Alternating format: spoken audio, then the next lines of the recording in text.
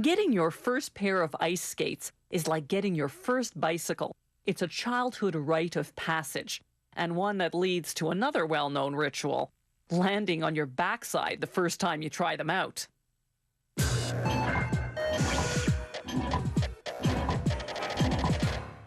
How long have we been ice skating? An iron skate found in Scandinavia dates to 200 AD.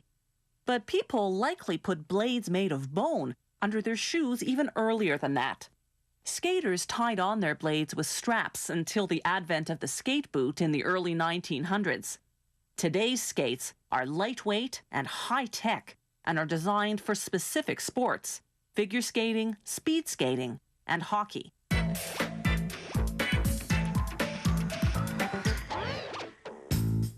It takes 145 steps to make this high-end hockey skate.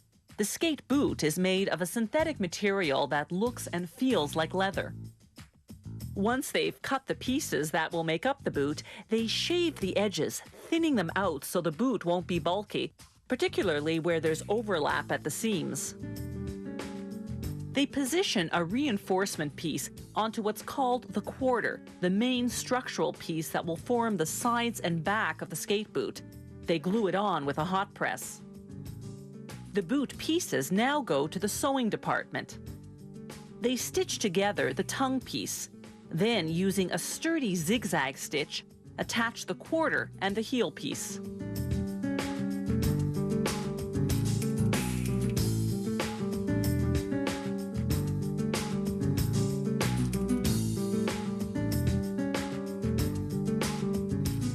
They spray glue on the quarter and on the ankle support.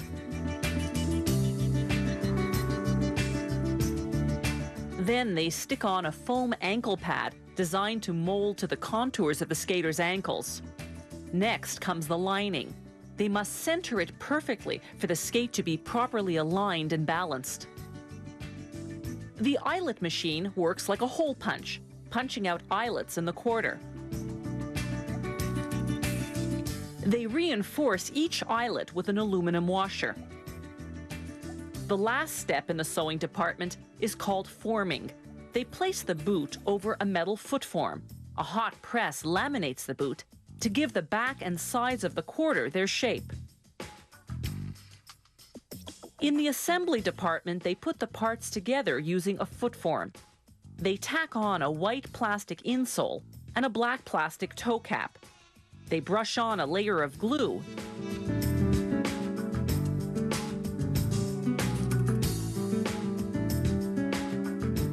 and attach the boot.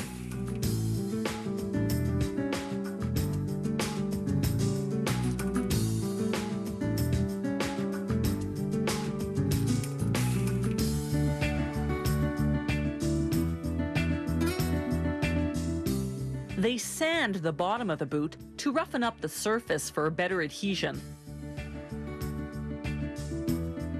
An automated machine applies a layer of glue along the contour of the boot's underside. The boot then goes through a heat machine for a couple of seconds to evaporate the solvent in the glue, making it tackier.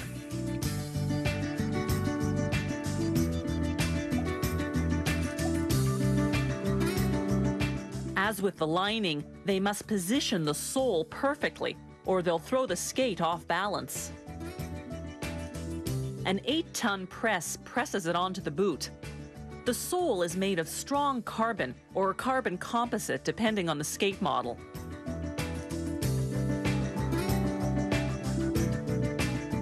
Once the glue is dry, they drill 2 holes through the sole for attaching the skate blade.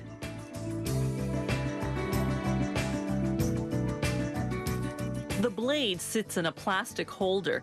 They screw it in place through the holes, then secure it with 5 steel rivets and 4 more resistant copper rivets. Like the lining and the sole, the blade's alignment is crucial. Roller hockey skates are made almost the same way as ice hockey skates, only instead of a blade, they attach an aluminum chassis with rollers. In the finishing department, they inspect the inside of the skate, checking the blade holes and rivets in particular. They plug the blade holes. Then they lace up the first 3 sets of eyelets. Finally, they install what's called the footbed, the high-density foam padding that lies under the foot. Last but not least, they clean the skate, trimming excess threads and removing any glue residue. If you have any comments about the show, or if you'd like to suggest topics for future shows, drop us a line at www.howitismade.net.